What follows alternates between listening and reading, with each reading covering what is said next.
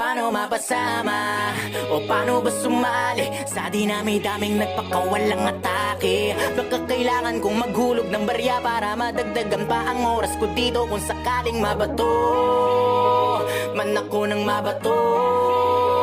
Pag sinabi ko na ititigil ko na to, set up yun para sa'yo, parang Massacre 44 mama sa pano ba? Kamusta? Balita ko kapos na yung bawat tira na pahaging saan na napunta. Inaabangan ko pa naman parang ambagan sa inuman. Ako yung madalas na pulutan sa kwentuhan, hindi ba naubos yan? Pero kahit na ganoon sinasanay ko aking sarili. Ganyan talaga pag mabait ka lahat ay nawiwili, kaya dapat pinipili pag-isipan na mabuti. Walang masama na kumilatis kaysa sa huli kang magsisi.